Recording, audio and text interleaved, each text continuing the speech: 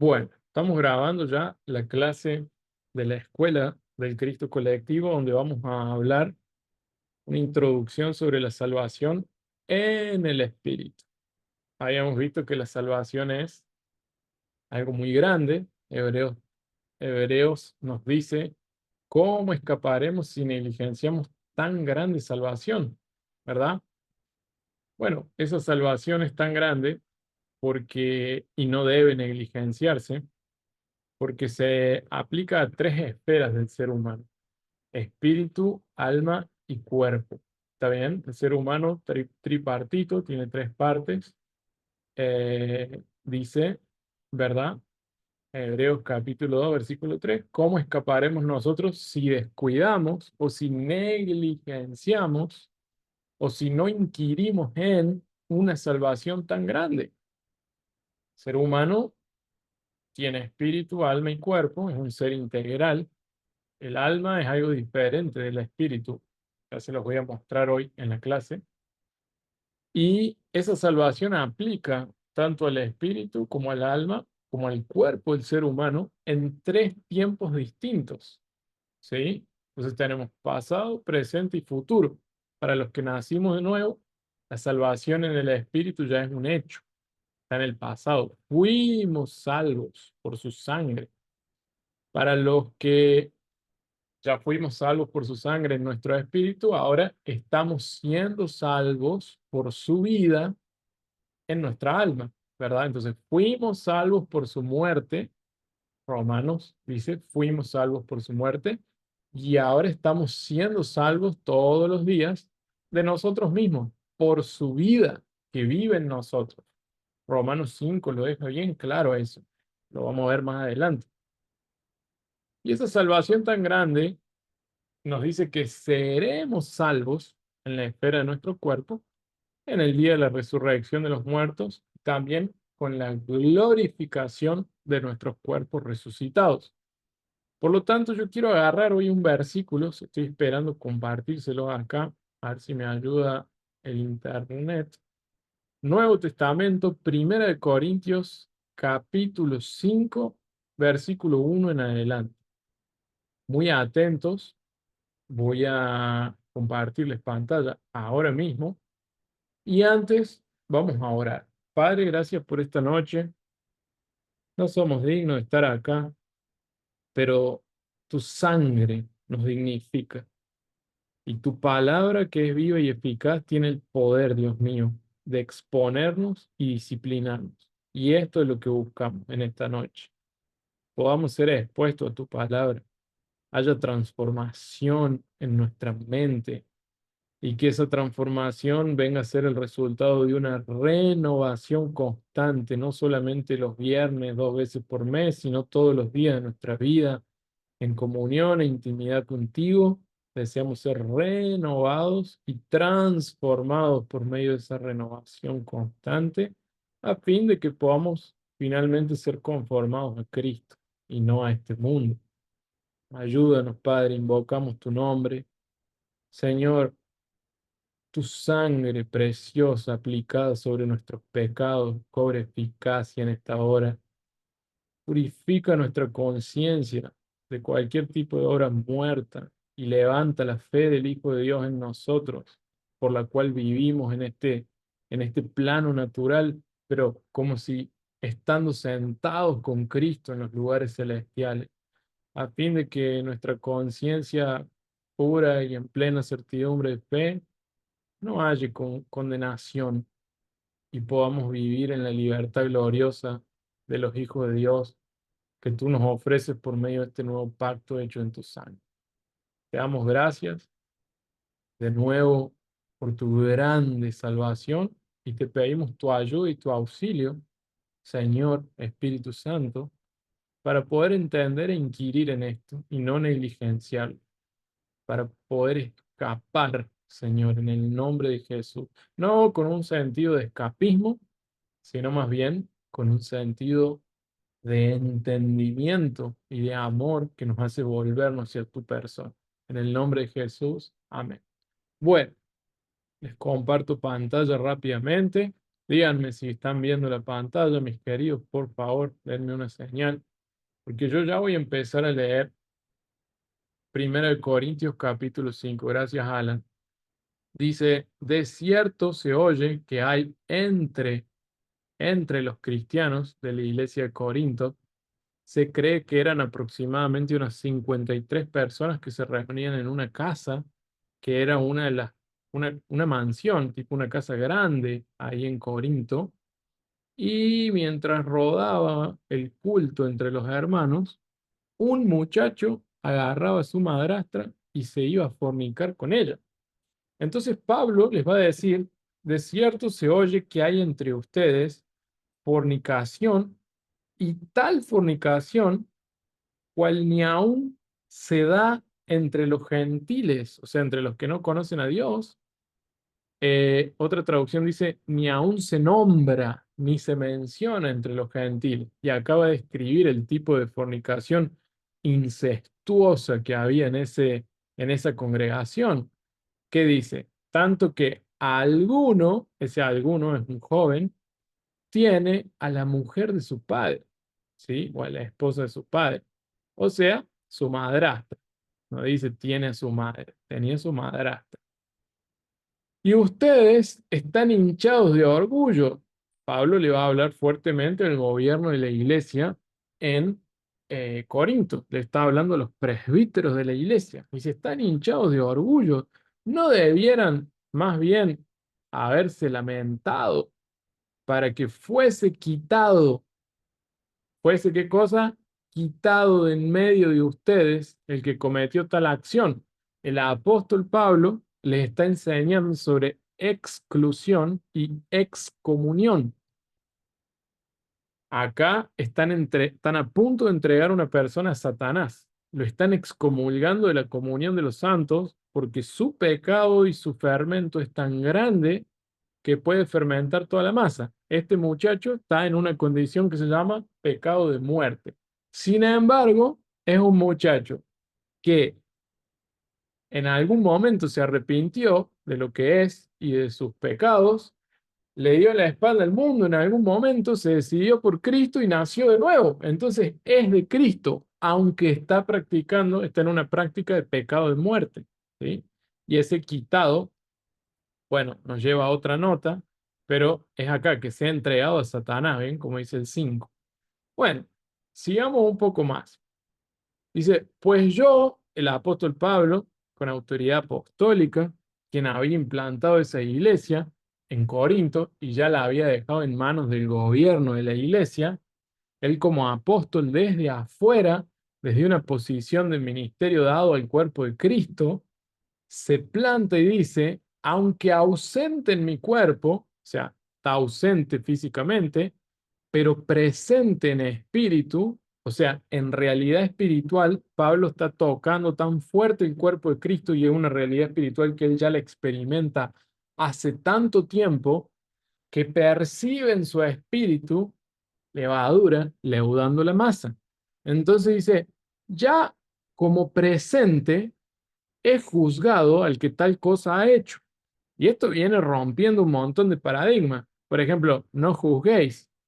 Esa mentira, esa palabra fuera de contexto que la gente, eh, digamos, los pseudo cristianos utilizan, no juzguéis, no dice eso la escritura. Dice, no juzguéis según las apariencias, juzgad con justo juicio. Juan 7:24. Juan 7, no juzguéis según las apariencias, juzgad con justo juicio. ¿Estamos de acuerdo? ¿Estamos acá? Juan 7:24. Acá está, ¿ven? No juzguéis según las apariencias, sino juzgad con justo juicio. ¿Están viendo ahí? ¿Hay que juzgar o no hay que juzgar? Claro que sí. Juzgad, dice acá. Juzguen. Jesús está diciendo, juzguen. Claro que sí, juzguen. Juzguen, pero juzguen con un tipo de juicio que es un juicio justo, hecho de acuerdo a la palabra, de acuerdo al espíritu, de acuerdo a la misericordia, de acuerdo al deseo que tenés de que tu hermano sea transformado y la iglesia crezca, porque si no, el cuerpo de Cristo no avanza. ¿Está bien? De acuerdo a la unidad que tenés con Cristo en tu espíritu y tu deseo de colaborar con su propósito eterno, esto te va a llevar a juzgar, sí, Señor, no con un menosprecio, no creyéndote mejor que el otro. eh, Muchas veces nos suele pasar esto, es una locura, pero que Dios tenga misericordia de nosotros. Nosotros juzgamos muchas veces con menosprecio. Y ese menosprecio nos lleva a creernos más que el otro. Miren lo que dice Romanos 14:10. Mirá lo que dice Pablo en términos del tribunal de Cristo y de quién va a ser vencedor y quién va a heredar el reino. Él dice, pero tú, ¿por qué juzgas a tu hermano? O tú también, ¿por qué lo menosprecias? ¿Ve? No hay que hacer un juicio de menospreciar al hermano. ¿Sabes por qué? Porque todos compareceremos ante el tribunal de Cristo. Toditos vamos a comparecer. Todos, todos, todos. Los que se creen buenos y lo no tan bueno y lo que vos juzgáis y te crees superior. Ahora, Pablo está juzgando al hermano y lo está juzgando, dice acá, yo como presente ya he juzgado, no para menospreciarlo al hermano, al contrario, para ejecutar la voluntad divina sobre la vida del hermano. Y acá viene la sentencia de exclusión. ¿Está bien? ¿Se entendió lo de juzgar? Se juzga con un juicio justo. El juicio justo está hecho en base a la misericordia. Santiago nos va a decir, miren, Santiago dice, porque la misericordia vence sobre el juicio. Perdón que lo googleé, no me acuerdo bien a dónde está, acá está, ¿eh? Santiago 2:13. Porque juicio sin misericordia se hará con aquel que no hiciere misericordia. ¿Ok? Por eso Jesús enseñó, bienaventurados los misericordiosos en esta era, porque en el tribunal de Cristo alcanzarán misericordia. Entonces, misericordia tiene que ser uno de los patrones de nuestro juicio. ¿Por qué? Porque la misericordia triunfa ante el juicio. Y la misericordia nada más ni nada menos, hermanos, es que inclinarse ante la miseria de un hermano o de una persona para sacarlo de ese lugar en compasión. Entonces, vos y yo estamos tan compadecidos de la situación penosa de nuestro hermano y hermana que practica fornicación incestuosa, como ese caso, que va a juzgar la cuestión con un justo juicio. O ese tiene que ser nuestro estándar, ¿sí? El resto, para discutir, para pelear, hay un juicio hipócrita también. Jesús dice, no juzguen y no serán juzgados, porque con la vara que midan serán medidos. Mucho cuidado con querer medir a una persona de peso espiritual, porque, ay, porque no me gusta su doctrina, porque no me cae bien, porque me ofendió. Cuidado, porque si vos tenés una viga en tu ojo y querés sacar una paja del ojo del hermano, primero ve, saca tu viga, ¿ves? Santificate un poco más y entonces va a poder sacar esa pajita chiquitita que hay en el ojo de tu hermano. Pero Jesús no dice que no la saques. Te está diciendo, sí, a ver, pará, está bien, viste un defecto en tu hermano, ¿entendés? Pero vos tenés un defecto peor en esa misma área. Entonces no tenés autoridad para juzgar con misericordia porque si sos juzgado con la misma vara, vos sos hallado igual o peor. Entonces no calificás para ayudarlo. ¿Se dan cuenta lo que es juicio con misericordia? Malaquías, si yo no me equivoco, ahí no están viendo mi pantalla, ¿verdad? Eh, no están viendo mi pantalla, sino denme una señal, por favor. Ah, denme una señal. Malaquías o Miqueas o Zacarías, uno de esos menores es, profetas menores. Ah, acá está. Acá sí que está, le encontré. Juicio, acá está. Acá está. Todo esto tiene base en el Antiguo Testamento, obviamente. Muchas de las cosas que Jesús enseña, si no la mayoría, tienen base en las Escrituras. Zacarías 7:9, se los voy a poner acá rapidísimo. Perdonen esta introducción tan larga, pasa que estamos en una era de posmodernismo donde la gente tiene una fragilidad y es de cristal en el mundo, ansiosa, vive por estímulos, ping, ping. mensaje, comida delivery, Uber, todo rápido, todo en el momento, todo digital. Y eso lo lleva a desenvolver un carácter frágil como, no sé, un cristal. Entonces, eso es del viejo hombre. Pasa que cuando los hermanos, digamos, nacen de nuevo y entran a la iglesia, siguen teniendo esa experiencia con el viejo hombre a través de su carne y desfasan versículos bíblicos. ¿Por qué?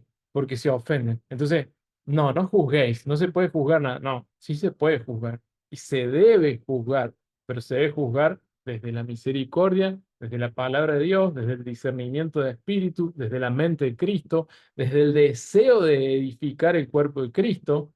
Y acá Pablo le va a tocar excomulgar a una persona junto con el gobierno de la iglesia. Por último, les quiero mostrar, si me tienen un poquito de paciencia, eh, Malaquías, a ver, y acá, Zacarías, perdón, 7:19. Vamos al Antiguo Testamento, a Zac, Antiguo Testamento, ahí, un momentito, ahí, Zacarías,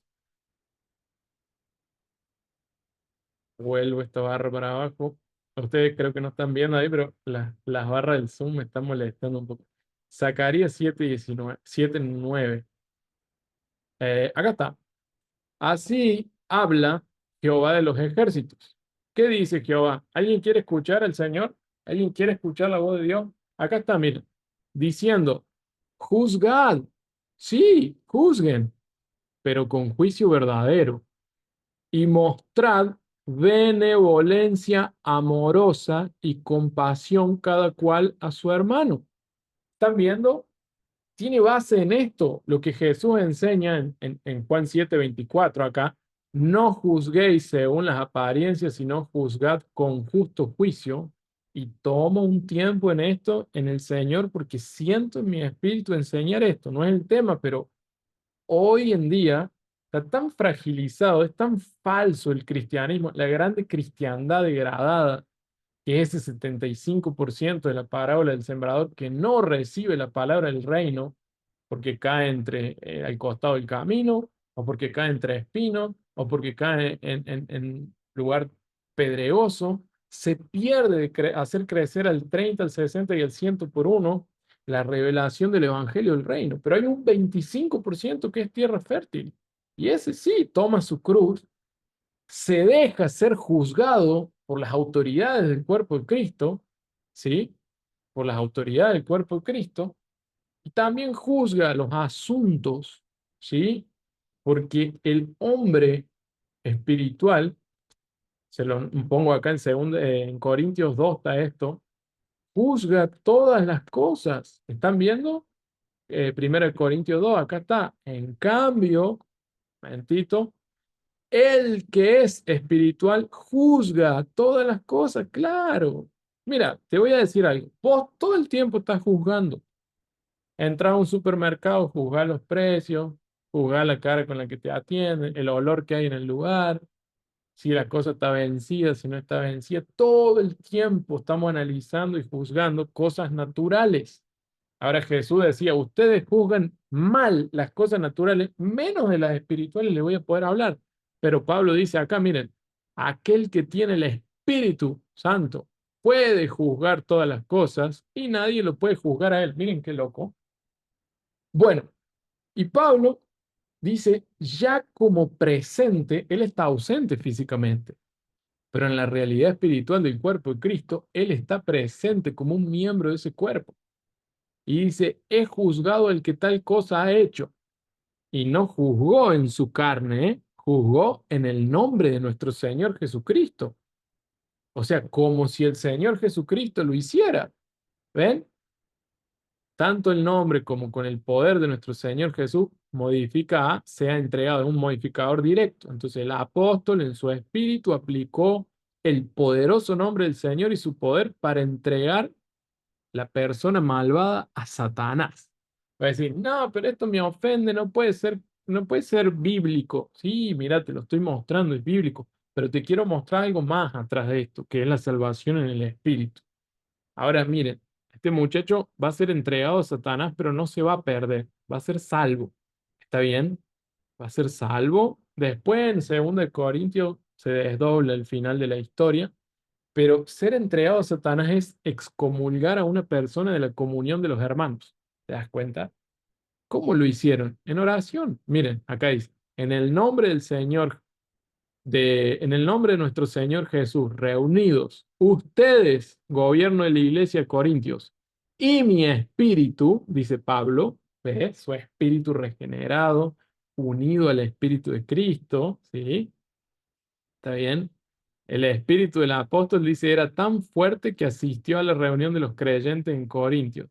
Su espíritu se reunió con ellos para llevar a cabo su juicio sobre aquella persona perversa. Con el poder de nuestro Señor Jesús, no con el poder del alma, ¿sí? Primero que vos no vas a excomulgar a nadie si no está en una posición de autoridad y gobierno. O sea, con una autoridad, como una autoridad apostólica o como un presbítero del gobierno de la congregación. ¿Está bien? Eso es número uno. Número dos, mucho menos podés juzgar a una persona si vos cometés el mismo pecado o peor. ¿Entendés? Entonces, ¿cuál es el problema de los hermanos flojos? Ellos quieren juzgar a todo el mundo por cualquier cosa, están criticando a todo el mundo, sobre todo a los que están en eminencia y en autoridad, pero ellos practican pecados peores y muchas veces lo que ellos acusan son mentiras que ellos inventan. ¿Se dan cuenta? Entonces hay que tener cuidado. Esa gente camina por una línea muy fina. No es el tema, pero voy a seguir acá. ¿Se ve la pantalla ahí, mis queridos? Denme un OK, por favor, alguien que me reaccione con una manito, un OK para saber. Gracias, Richard. Gracias, Alan. Está potente el tema hoy, ¿eh? Estamos adentrando en la escritura. Bueno, no con el poder del alma, sino que con el poder de Jesús, ¿eh? No lo hizo en la carne, Pablo. Muchos predicadores del evangelio liberal, de ese evangelio que se mezcla, que implanta iglesias LGBT y toda esa parafernalia de ángeles caídos, dicen que acá Pablo se exasperó y se puso un poco carnal, pero el Espíritu Santo nos deja bien en claro que la exclusión y la excomunión, así como fueron excluidos de la tierra prometida y como muchos cristianos podemos ser excluidos de reinar en el milenio con Cristo, la exclusión de la vida de la iglesia es entregar al hermano Satanás, es sacarlo para afuera del buen óleo que baja por el cabeza. Entonces, ¿qué determinó Pablo reunido con los presbíteros en su espíritu? Determinó que el tal, ¿se acuerdan quién es este? El tal, es este aquí, alguno. Este alguno que tiene a la mujer de su padre es ese tal, ¿sí? Que va a ser entregado a Satanás. ¿Para qué? Para destrucción de su cuerpo, de carne y hueso. ¿A fin de que su espíritu sea salvo en el día del Señor? ¿Están viendo? Es un tipo que está practicando incesto, está en un estado de pecado de muerte, acaba de ser excomulgado de la reunión de los hermanos, pero no perdió su salvación, porque la salvación en el espíritu no se pierde. ¿Se dan cuenta? Entonces, entregado a Satanás, ¿sí? Es parte de una disciplina, ¿sí? Obviamente. Luego, destrucción de la carne significa ser herido por cierta enfermedad, ser sacado del cuerpo de Cristo, ¿sí? Ser sacado debajo de la protección del buen óleo que baja por la cabeza y llega hasta el borde de las vestiduras, ¿sí? A fin de que su espíritu sea salvo. ¿Ves? Este pecador que estaba entre los creyentes corintios era un hermano que había sido salvo una vez y para siempre, porque la salvación en el Espíritu no se pierde. Él jamás podía padecer por causa de algún pecado, padecer eternamente, ¿verdad? No se crean ese evangelio falso de que habla que el padecimiento es que te bajaron el sueldo, o el padecimiento es, ay, me pusieron una multa, ay, qué padecimiento, como confío en el Señor, jamás voy a padecer, vamos para allá, yo determino que paso los semáforos en rojo y no me ponen multa. Pará, perecer y padecer en este sentido es eternamente, ¿verdad? No obstante, debido a su pecaminosidad, tuvo que ser disciplinado con la destrucción de su cuerpo, de su carne pecaminosa, a fin de ser mantenido en una condición en que su espíritu pudiera ser salvo en el día del Señor. Entonces, acá está muy claro, la salvación en el espíritu no se pierde y te lo voy a poner acá, mira qué bonita esta nota tiene Juan 10, que es uno de los versículos que yo quería tocar hoy. La vida eterna es la vida de Cristo en nosotros, unida a nuestro espíritu, que se imparte como fruto del nuevo nacimiento. Nosotros nos arrepentimos de lo que somos, nos arrepentimos de nuestros pecados, le damos la espalda al mundo y a esas prácticas pecaminosas, entendemos que por nosotros mismos nunca nos vamos a poder salvar, que necesitamos de un Salvador, que no somos buenos, aunque diga Proverbios que el hombre promulga y promueve su propia bondad, pero no hay ni un justo sobre la tierra. Eso me hace entender que quebré la ley de Dios y el salario del pecado es la muerte. Ahora, otro llevó esa muerte en mi lugar en la cruz y me sustituyó. Entonces yo puedo ser salvo por su muerte. ¿Está bien?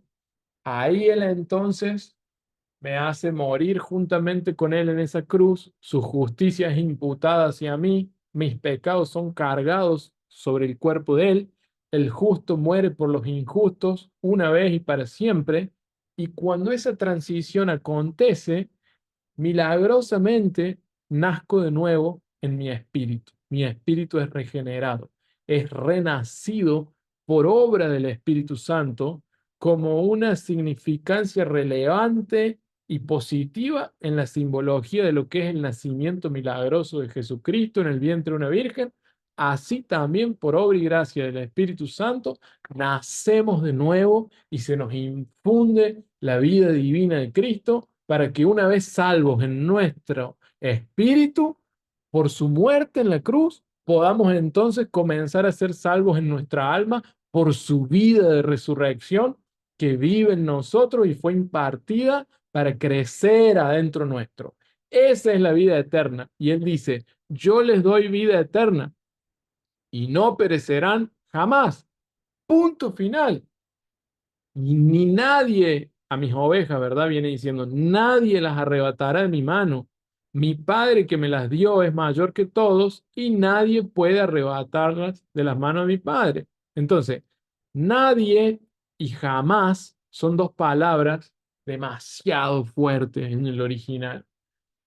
Jamás puede revertirse un nuevo nacimiento. Una vez que una persona nació de nuevo, entró para la familia de Dios. Ahora, si quiere vivir como un hijo pródigo, quiere vivir como el hijo pródigo revolcado con las prostitutas, terminó con los cerdos, comiendo en el lodo, que es el pecado como naturaleza dominante que lleva a la persona a pecar de manera recurrente, cíclica, constante, voluntariamente. Se da por derrotado en vida la persona, se entrega al pecado, entonces Dios no tiene más remedio que disciplinarlo con muerte prematura. Pero la vida eterna no la pierde. Pierde la vida en esta tierra. ¿Se dan cuenta? Ahora, qué triste, ¿verdad? Pero bueno, no perecerán jamás, por más que sean hijos pródigos. Entonces voy a decir, bueno, Joaco, entonces me voy al mundo a pecar. Bueno, si pensás de esa manera, tal vez nunca fuiste salvo de verdad.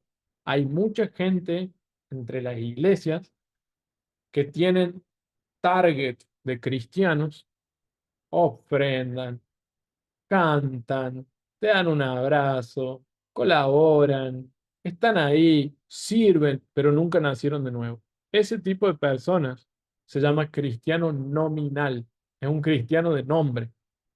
Un teólogo, hace poco yo leí un comentario, no sé si era Tim Keller, creo que no, pero alguno de esa rama, escribió y dijo, no hay persona más inútil e inservible en la tierra que un cristiano nominal, porque no le sirve ni a Dios ni al diablo, aunque está del lado del diablo, porque de cristiano solo tiene el nombre, ¿ven? Tiene el nombre de que vive, pero está muerto, tiene la nómina, tiene el nombre de cristiano, pero no tiene la vida de Cristo por dentro. Es la cizaña, no es el trigo. El trigo tiene la semilla adentro. La cizaña es igual al trigo, pero es vacía por dentro. La tenés que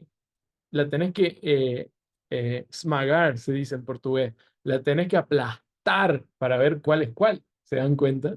Pero el trigo de verdad, que son los sembrados por el Padre, tienen la simiente incorruptible del Hijo de Dios adentro.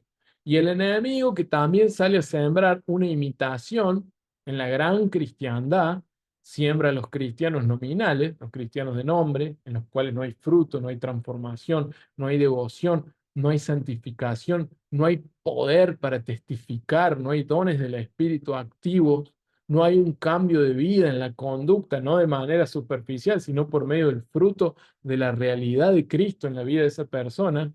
Esos cristianos nominales son el tipo de persona más inservible del mundo. Son el tipo de personas más inservible del mundo. Y hay personas que pasan toda su vida así. Ahora, los que no somos cristianos nominales y nacimos de nuevo, congregamos bajo el nombre del Señor y lo tenemos como nombre, sobre todo nombre, que nos encabeza, que nos sujeta, que nos impartió su vida de resurrección. Estamos acá y que nos hizo sentar con Él en los lugares celestiales, donde ni la ley nos puede tocar. Somos hechos nuevas criaturas en Cristo y vivimos una ley más excelente, la ley del Espíritu de vida que nos hace caminar en una moral más elevada que Jesús impartió en el Sermón del Monte. No se trata de lograrlo con nuestra fuerza. La vida que vence no la lográs vos, la recibís vos el día que naces de nuevo.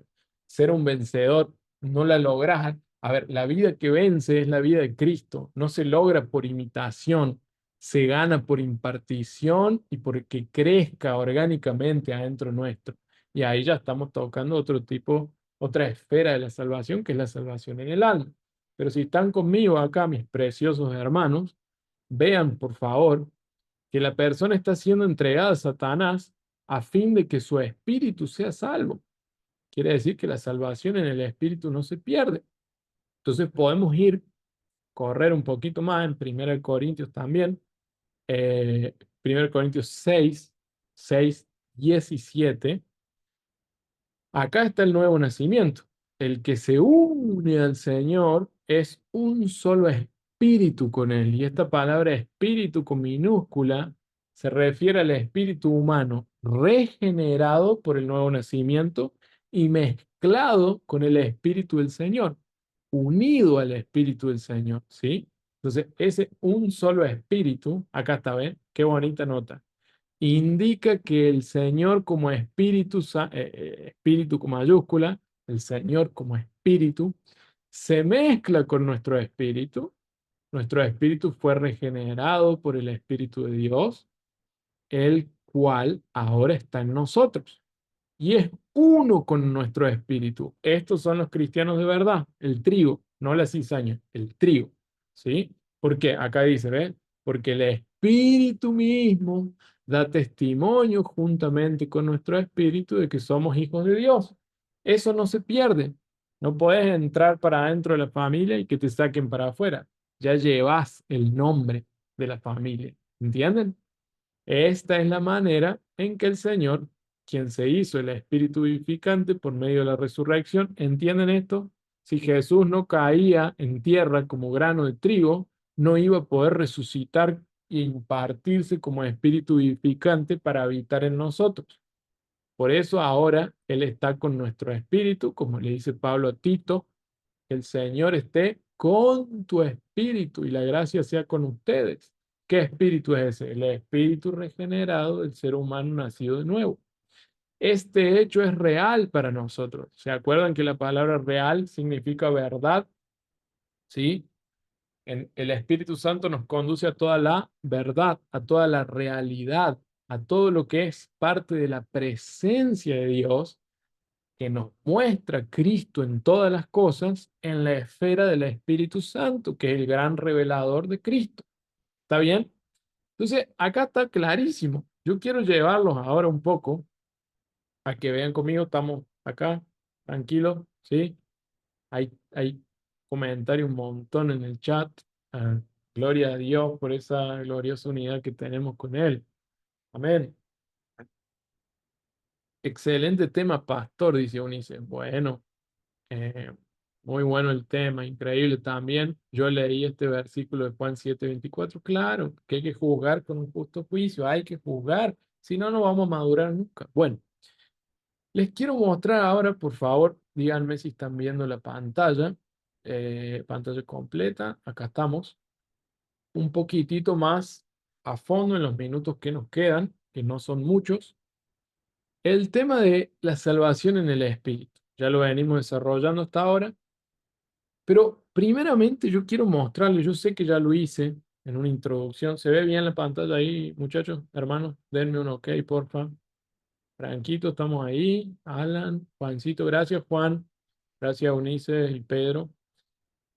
Quiero mostrarles, para que no se equivoquen ni caigan en esa subjetividad dualista o dicotomista, en lo cual muchos han caído. ¿Y por qué muchos están trabados de que si la salvación eterna se pierde o no se pierde? Porque no han entendido la diferencia entre el espíritu y el alma. ¿Está bien? No se han, a ver, por ejemplo, los espiritistas son dicotomistas. ¿Qué es dicotomista? Viene de dos, que creen en, a ver, cree el cuerpo por un lado y el alma por el otro. Y si decimos espíritu es lo mismo que alma. A ver, alma y espíritu es lo mismo. Entonces son dos cosas, cuerpo y espíritu o cuerpo y alma. Pero la escritura no nos dice eso. La escritura nos detalla que todo nuestro ser integral es tripartito, al igual que Dios, que es Padre, Hijo y Espíritu Santo. Nosotros estamos compuestos por espíritu, alma y cuerpo. Y el mismo Dios de paz os santifique por completo, muchachos. Tenemos que ser santificados por entero para el día de la venida del Señor. Y la santificación de tu cuerpo es un mensaje escatológico para el día de la venida del Señor. Y la santificación en la esfera de tu alma es un mensaje escatológico también. Y la santificación del espíritu también es un mensaje para la venida del Señor. Entonces, hagan poco en una lectura textual y analítica donde dice, y todo vuestro ser, espíritu, alma y cuerpo. Algunos dicen, bueno, pero tener lo material y lo no material. Perfecto, el alma no es material, el espíritu tampoco es material, pero son dos cosas distintas. Adentro del cuerpo está el alma y adentro del alma está el espíritu. Así mismo es. Entonces, podemos ver que tenemos tres tipos de vida. La vida en el espíritu, la vida en el alma y la vida en el cuerpo. La vida en el cuerpo es la vida bios, la vida biológica. La vida en el alma es la vida psique o suge, que es la psiquis. De ahí viene la psiquis y la psicología, como ese intento fallido del ser humano de estudiar la psiquis, creyéndose sabio en su propia opinión, comiendo el árbol del conocimiento del bien y del mal, y por ahí nace Freud y otro grupo más de endemoniados influenciados por Satanás para energizar humanismo, ciencia humana, apartada de Dios, después se hizo hechicero, practicaba la hipnosis.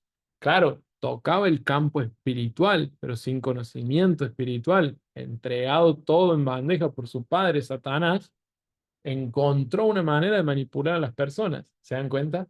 Ahora, la Biblia nos habla muy claro de la vida del alma y nos dice que hay que perderla a fin de ganarla en la era venidera. Y por último tenemos la vida espiritual, que no la tenemos.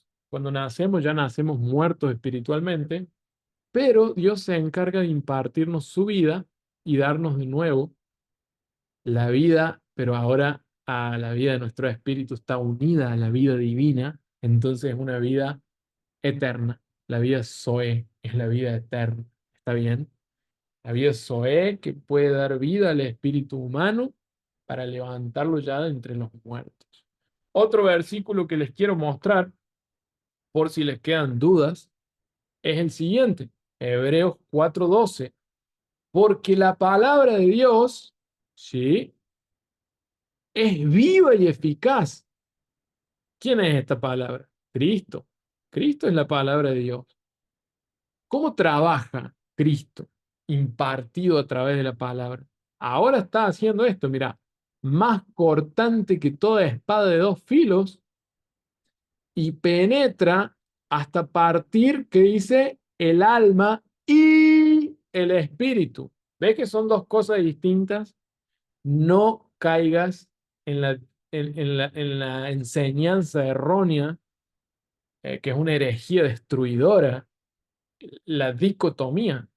Eso es una herejía destruidora porque lleva a las personas a tener una confusión tan grande sobre la salvación porque no entienden que se aplica primero al espíritu con el nuevo nacimiento, luego al alma con la santificación que implica una constante renovación, que sostenida en el tiempo trae transformación y sostenido en el tiempo trae conformación. Esa es toda la salvación en la esfera del alma.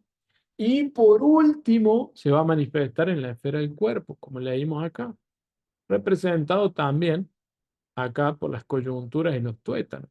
¿Sí? ¡Uf! Y acá está la médula ósea, y está la sangre y el ADN de la persona. Esto es impresionante. Miren, la palabra de Dios toca el ADN y ¿saben qué hace? Discierne los pensamientos y las intenciones, la tensión interna que te mueve para un determinado fin. Tu corazón tiene ciertas inclinaciones que no muchas veces son la voluntad de Dios. Entonces Él tiene que juzgar tus intenciones a través de su palabra para penetrar en tu corazón. Y el corazón, lo habíamos visto, está compuesto por toda tu alma, que tiene mente, voluntad y emociones, y por una parte de tu espíritu, que es la conciencia. Entonces, el espíritu humano tiene tres componentes. Vieron que son tres componentes, espíritu, alma y cuerpo, y al mismo tiempo cada uno de estos tres componentes tiene otros tres componentes adentro. Vean la ruedita de afuera. El cuerpo tiene cabeza, tronco y miembros. Tiene tres partes. Ahí si querés estudiar más, te vas a estudiar anatomía. El alma está dentro del cuerpo, ¿eh? La ruedita azul. ¿Qué tiene el alma? Tiene la mente o el intelecto, ¿verdad? Ahí pueden ver los versículos. Tiene la voluntad. Sí, el alma tiene voluntad, tiene el yo quiero, ¿ves? Es el yo quiero. Y la mente es el yo pienso. Y yo pienso que tal cosa, yo pienso que tal otra. Nadie te llamó a yo pienso, Pedro.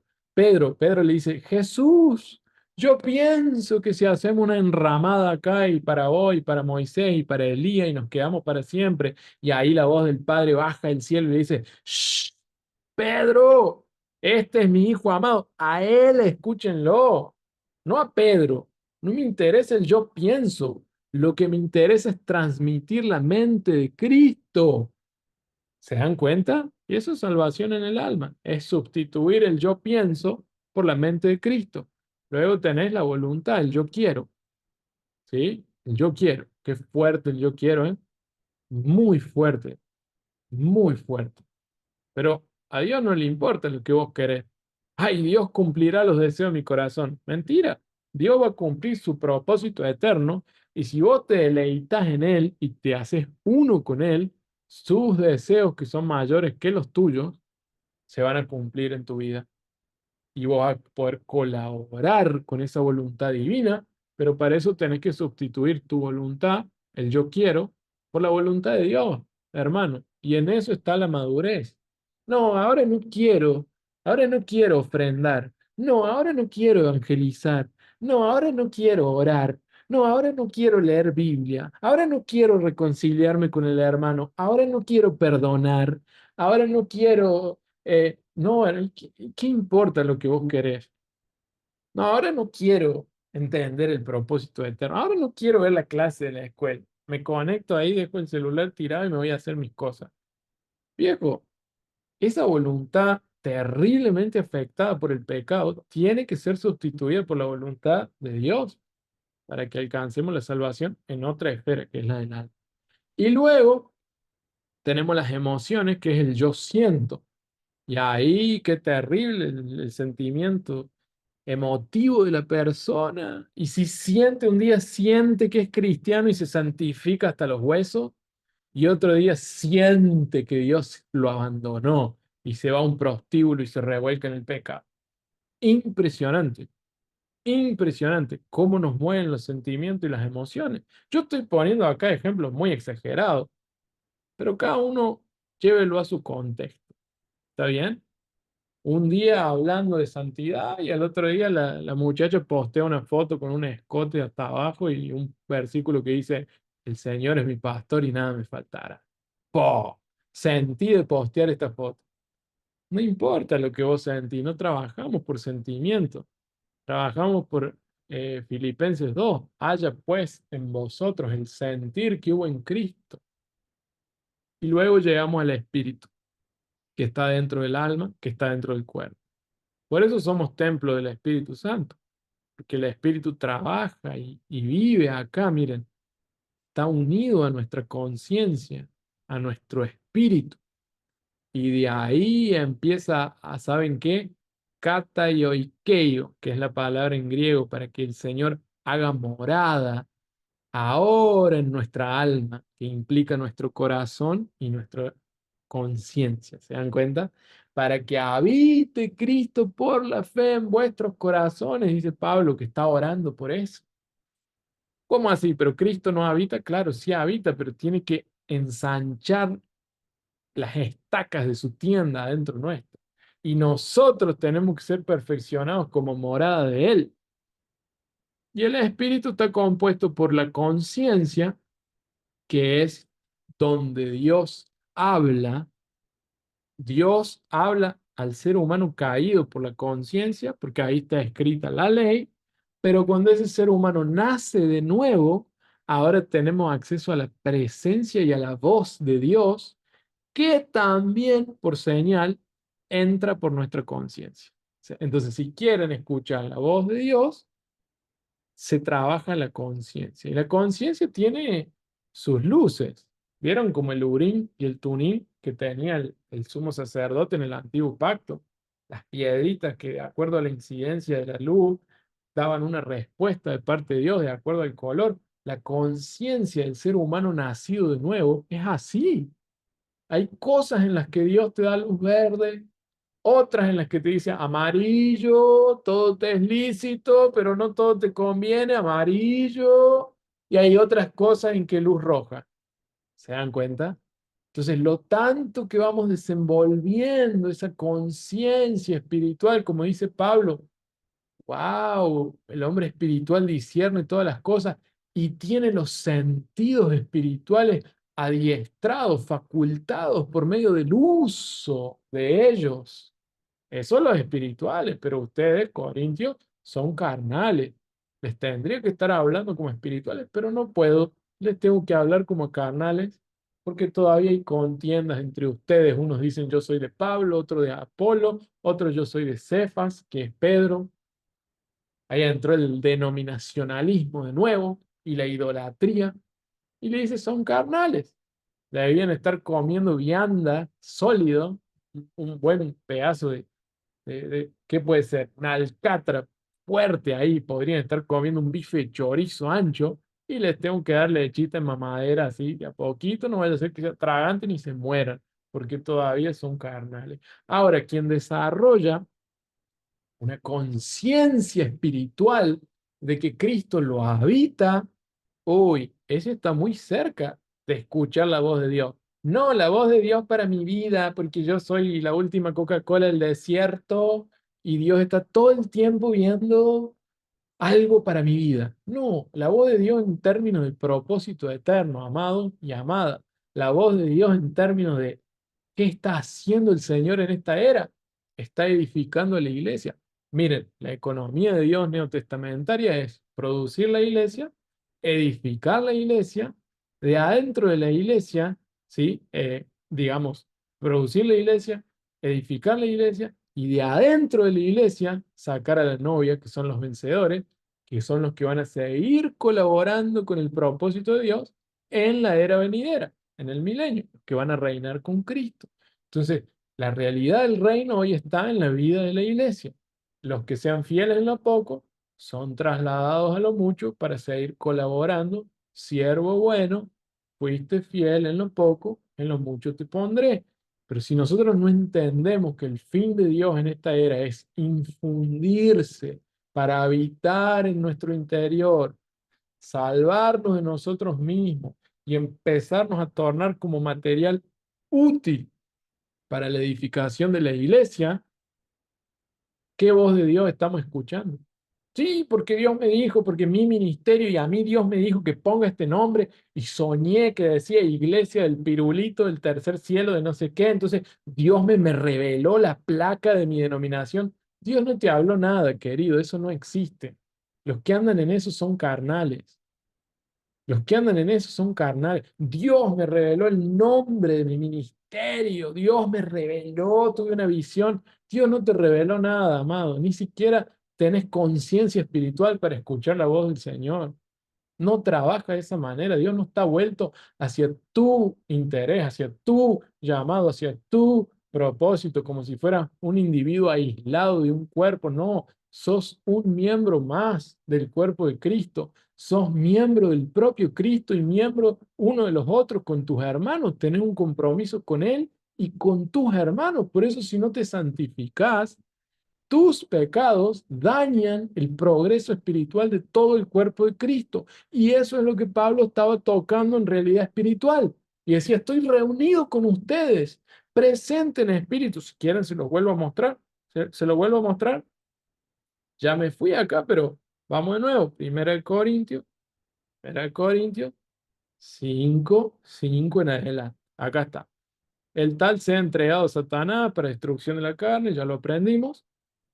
No es buena vuestra jactancia, gobierno de la iglesia en Corinto. No es buena esa jactancia que ustedes tienen. ¿De qué se jactan si tienen un montón de levadura adentro? ¿No saben que un poquito de levadura leuda toda la masa? Límpiense. ¿Cómo se iban a limpiar de la vieja levadura? Excomulgando a la persona tristemente que estaba en un pecado de muerte. Nosotros no queremos echar a la gente de nuestras comunidades, pero acá está poniendo un principio de comunión tremendo que Juan también lo va a tocar y va a decir, si el hermano está en condición de pecado de muerte, que ni se ore por esa persona. ¿Se dan cuenta? Entonces, escuchemos la voz de Dios, primero a través del filtro de la escritura, de la palabra. Escuchemos la voz de Dios en nuestro espíritu, en la conciencia regenerada que el Señor nos dio. Y confiramos la voz de Dios con los demás hermanos que tienen peso y autoridad en el cuerpo de Cristo. No una democracia. Ay, vamos a discernir qué dice el Señor. A ver, ¿qué votas vos? A, B, C. Yo voto J, yo voto Y. Y ahí se arma la odisea, la iglesia vuelta hacia el gobierno del pueblo. Qué locura, ¿no? Es la peor de todas las 7 iglesias. La odisea tiene a Jesús del lado de afuera. Y Jesús dice, yo estoy a la puerta y llamo, por favor, ábranme, porque tomaron todas las decisiones solo, hacen todo, ponen las canciones que les gustan a los hermanos. Miren, no hay nada más tétrico que cuando un hermano se levanta y dice, ¿podemos cantar esta música que me gusta mucho? ¿Podemos cantar esta canción que me gusta mucho y me hace bien al alma? Bueno, si eso pasa, es señal de que esa música no hay que cantar. Pero, ¿entendés? O otros que dicen, no, cantemos otras músicas que les gusta el resto. ¿Y desde cuándo se hace la reunión para los hermanos? La reunión se hace para el Señor, en el Señor, con el Señor, porque donde dos o tres están reunidos en su nombre, Él está. Perdón que me voy un poco de tema, pero eh, pido por favor que ajustemos estas cosas. ¿Está bien? ¿Se ve ahí la pantalla? Espero que sí. Nuestro espíritu tiene otro componente que es la comunión que tenemos con el Señor. Porque el Señor busca adoradores que le adoren en espíritu y en realidad espiritual. ¿Se dan cuenta? Pablo dice, Pablo dice, digo la verdad en Cristo y no miento. El Espíritu Santo y mi conciencia me dan testimonio. Y ahí se desarrolla la comunión con el Señor. La comunión en tu espíritu es el lugar donde vos disfrutás al Señor. La conciencia en tu espíritu es el lugar donde vos lo escuchás. Y la intuición en tu espíritu es el lugar donde vos aprendés a Cristo. Fíjate que te dije, aprendés a Cristo. No te dije, aprendés sobre Cristo. ¿Cuántos están acá? ¿Se dieron cuenta? Pequeño detalle. Ustedes no han aprendido así a Cristo, le dice Pablo a los Efesios. Vamos a ir rápidamente acá, si me tienen paciencia. Efesios 4, 20 y 21, que dice, mas vosotros no habéis aprendido así a Cristo. Uh, o sea que no se aprende sobre Cristo, se aprende a Cristo. Sí, Señor. Porque aprender sobre Cristo tiene que ver con la mente, con el alma, pero aprender a Cristo tiene que ver con el espíritu y con escucharlo a Él. Miren lo que dice, mas vosotros no habéis aprendido así a Cristo, si es que en verdad o en realidad espiritual le habéis oído y habéis sido por Él enseñados conforme a la verdad o a la realidad espiritual que está en Jesús. Ven que hay una pedagogía del espíritu que no se logra mentalmente, se logra de manera espiritual. Por eso cuando una persona todavía no nació de nuevo y te dice, yo ya conozco a Dios, no, hermano, vos no conocés nada sobre Dios. Sos un pecador, igual que yo, pero que te tenés que arrepentir y nacer de nuevo para que Dios regenere tu espíritu y en tu espíritu puedas tener conciencia de su voz y de su presencia, puedas tener comunión para entrar en su disfrute de su presencia y puedas tener intuición para alcanzar el conocimiento intrínseco e interno y subjetivo de la persona de Dios.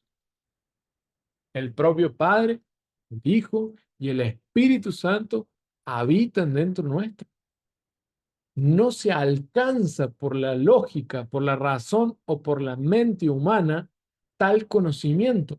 Se alcanza por la intuición espiritual, que es una palabra puesta en el real sentido que tiene. En el mal sentido, la persona dice, ay, yo tengo una intuición de que va a salir tal número en la lotería, tengo una intuición de que voy a chocar, entonces no salgo. Eso no tiene nada que ver con la intuición espiritual a través de la cual se llega al intuito divino del conocimiento del Altísimo, que trabaja de manera interna y subjetiva. No es parametrizable, no lo podés medir con una regla. Yo conozco a Dios 3 centímetros. Ay, yo conozco 3,5, conozco más que vos.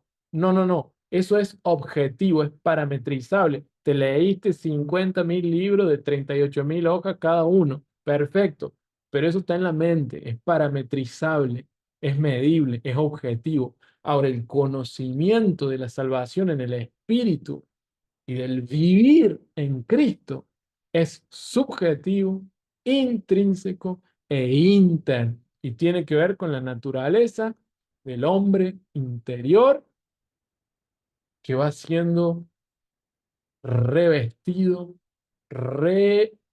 digamos, renovado, ¿sí? Transformado y conformado a Cristo en un proceso continuo, orgánico, donde Él crece y nosotros morimos. ¿Está bien? Así se alcanza el conocimiento del Señor en el Nuevo Testamento. No se alcanza por sombras y figuras como en el Antiguo Testamento, por el amor de Dios. Esa gente que toca shofar en sus congregaciones, se ponen el kipá, se visten con toda esa manta y toda la parafernalia, obligan a sus miembros a circuncidarse, empiezan a judaizar, caen en celebrar luna nueva, la fiesta, el Shabbat, se hacen sabatistas. No hay un solo versículo en el Nuevo Testamento que te diga que estás obligado a guardar el sábado. La gente se va al infierno y en vez de predicar el evangelio puro y simple, los tipos están obligándole ahí a usar un cosito acá en la cabeza. Por el amor de Dios, ni judíos son, encima, son gentiles, judaizantes. Y no, y el culto está muy fuerte, la atmósfera, saquemos el shofar y soplan ahí. Ni saben para qué se usaba el shofar en el Antiguo Testamento. Si supieran para qué se usaba el shofar, ni lo utilizarían en sus cultos. Ni lo utilizarían en sus cultos. No sé si me explico. Por el amor de Dios.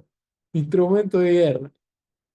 Ay, Padre Santo. Perdón si alguien se ofende o si alguien ve este video más tarde en mi canal de YouTube y dice, "Ah, en mi iglesia tocan shofar". Bueno, hermano, no es una cuestión esencial. ¿Está bien? Pero yo les digo, en el Nuevo Testamento no se lo conoce a Cristo por sombra y figura. La sustancia ya vino, el Verbo se hizo carne, murió, resucitó, ascendió, se sentó a la diestra del Padre y se impartió para habitar adentro nuestro y que lo conozcamos de la manera más excelente que hay, que es internamente. Conocimiento oida en griego, no el ginosco, el oida. ¿Se acuerdan de la primera unidad? El conocimiento de la vida eterna. Y esta es la vida eterna, que te conozcan a ti, Padre, y a Jesucristo, quien tú has enviado. Qué poderoso eso, ¿verdad? Y la gente pierde tiempo. Vamos a derribar sal, vamos a enterrar Biblia, vamos a clavar una espada, vamos a tirar Nuevos Testamentos al río y a hacer catamarán ahí, a andar en barco y lanzar declaraciones sobre el aire y no sé qué. Por el amor de Dios, muchachos, ¿por qué no se van a evangelizar? ¿Por qué no usan esos recursos y ese tiempo en hablarle a las personas de Dios? ¿Eh? A veces es más fácil andar por ahí decretando, e incluso a veces orar, que es una actividad sumamente espiritual, pero es más fácil hablarle a Dios de las personas que hablarle a las personas de Dios. Pero todo un delirio místico, con una arrogancia y un fetichismo gospel que, Dios mío, eso no tiene nada que ver con el Evangelio bíblico. ¿Dónde viste a Pablo enterrando una Biblia o manuscrito del Antiguo Testamento? ¿Dónde viste a Pedro clavando una espada así sobre una roca y derramando aceite y diciendo, oh, aleluya? No existe, muchacho. No, pero es que la espada representa a Cristo, que es la palabra. Y conócelo por dentro, como la espada que corta, más cortante que dos filos, más cortante que espada de dos filos, que divide el alma, el espíritu. Abrí la escritura, hermano, aunque sea en una tablet, abrí la escritura y empezá a llenarte del conocimiento de Dios. A ver, por el espíritu, obviamente, pero también por la palabra. ¿Ven? La palabra es la vía objetiva y el Espíritu Santo es la vía subjetiva. No se puede uno sin el otro. Si tu nivel de experiencia y de misticismo no concuerda con la palabra escrita, no es de Dios. Filtra todo por la Biblia. ¿Está bien? Bueno, sigamos un poquitito más. Les expliqué la intuición del Espíritu. Y acá tenemos, como yo les había dicho, los tres tiempos de la salvación.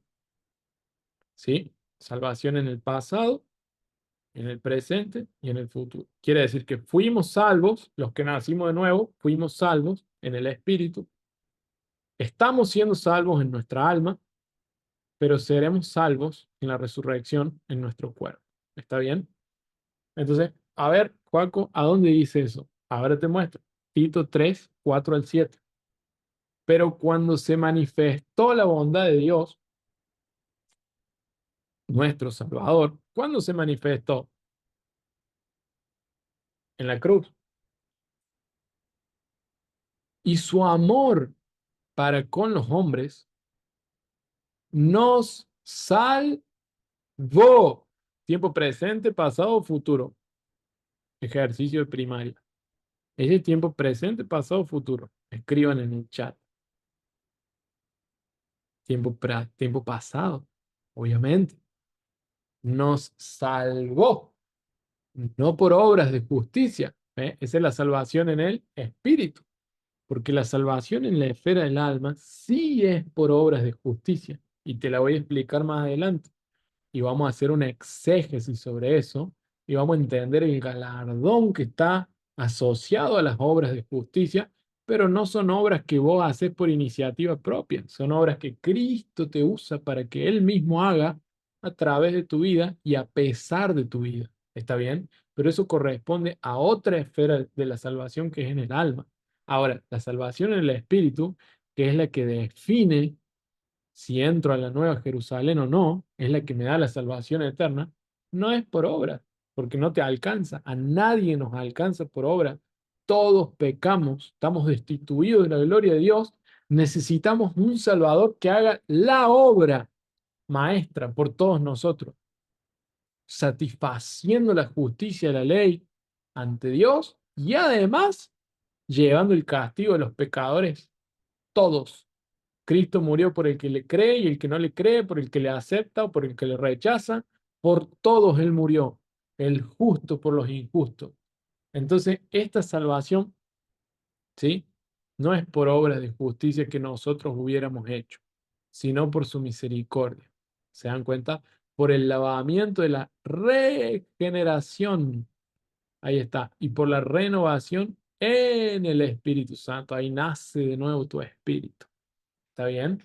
El cual derramó en nosotros abundantemente por Jesucristo, nuestro Salvador, para que quede bien claro.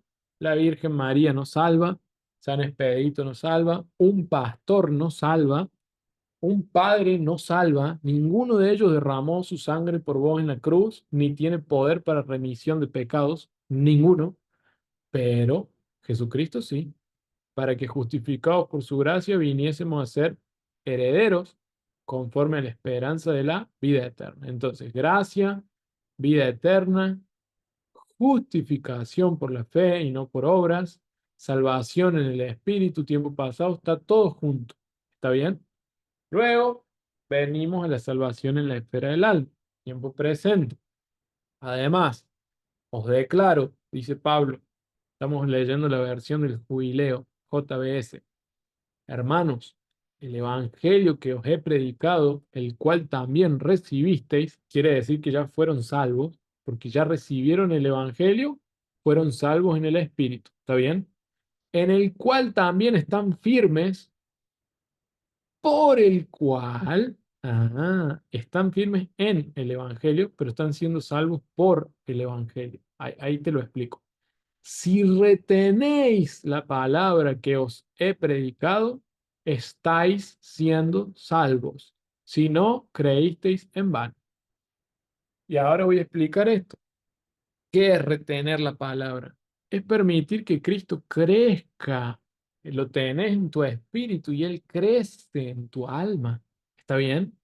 Y acá hay una obra que es retener la palabra, es permanecer y la salvación es eterna, no por obras, pero esta otra salvación, que es parte de la misma salvación, solo que en la esfera del alma, sí es por obras, porque implica retener la palabra, capitalizarla, ¿sí? Entonces estáis siendo salvos. Si no, ya fuiste salvo en el Espíritu, pero tu fe es en vano, porque la fe sin obra es muerta y además el fin de vuestra fe es la salvación de vuestras almas, lo dice Pedro, clarito. Entonces, a ver, está diciendo, fuiste salvo en el Espíritu, solo en el Espíritu. Es tan vana tu fe que no te alcanza para que Cristo siga creciendo adentro tuyo. Tiempo futuro. Y vamos a la resurrección. Miren 1 Pedro 1:13. Así que preparen su mente. ¿Qué es la mente? Un componente del alma. Preparen el alma, le está diciendo, para actuar y ejerciten el dominio propio. Es un ejercicio espiritual. No le está diciendo que lo hagan en su fuerza. Dominio propio en tu fuerza no podés tener nunca, porque es un fruto del espíritu, es una parte del fruto del espíritu. Entonces, ¿cómo se ejercita?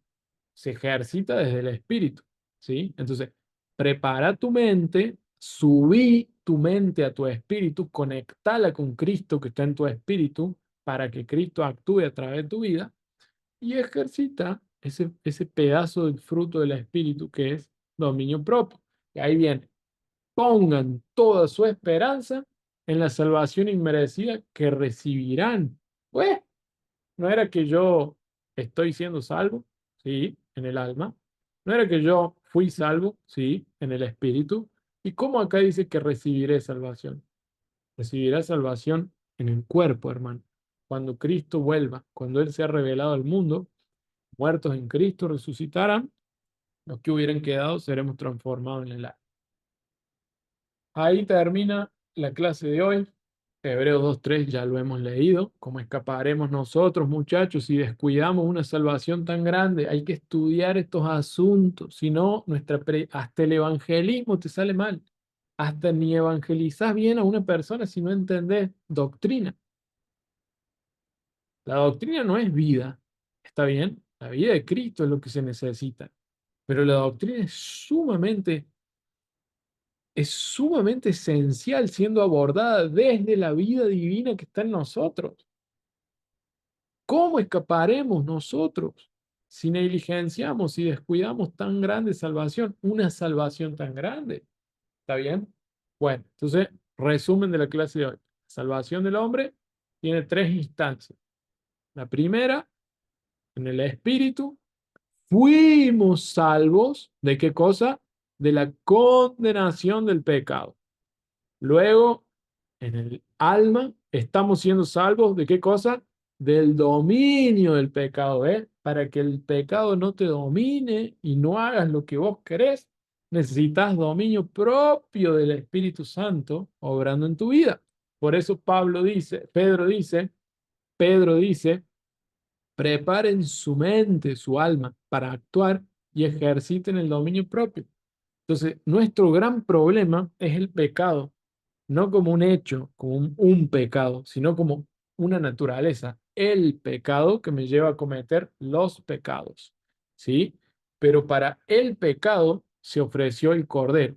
Él es el Cordero de Dios que quita el pecado del mundo. En mi espíritu me salvó de la condenación del pecado. En mi alma me está salvando todos los días del dominio del pecado y en mi cuerpo me salvará cuando Él venga de la presencia del pecado. ¿Se dan cuenta?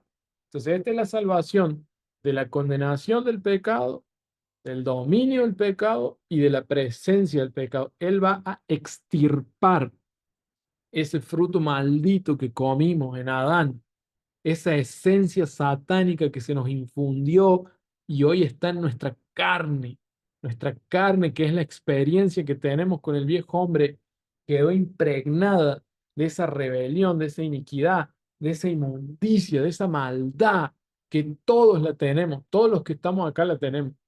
Ahora, fuimos salvos de la condenación de esa iniquidad, del pecado. Ahora estamos siendo salvos de qué? Del dominio del pecado. Y luego seremos salvos en la resurrección con cuerpo glorificado. Seremos salvos de qué? De la presencia del pecado. No va a haber más pecado en tu cuerpo. No vas a ni querer casarte. Dice la Biblia, los resucitados no se casan ni se dan en casamiento, son como los ángeles.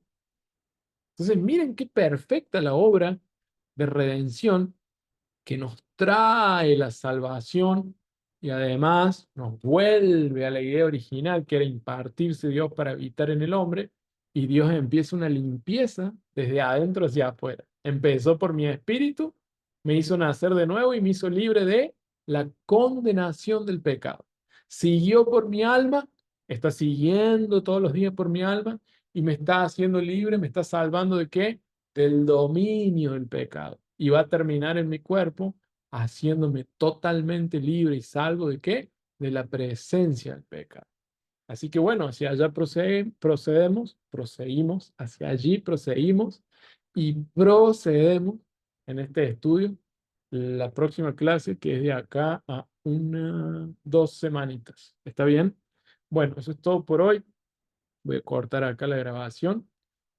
Muchísimas gracias por estar a los que están presentes, a los que están viendo también luego esta grabación en mi canal de YouTube. Sigan las series de enseñanzas, no las subimos a todas, pero subimos gran cantidad de contenido que da una secuencia lógica y sirve para hilvanar una línea teológica firme de pensamiento en la escritura que trae renovación y transformación.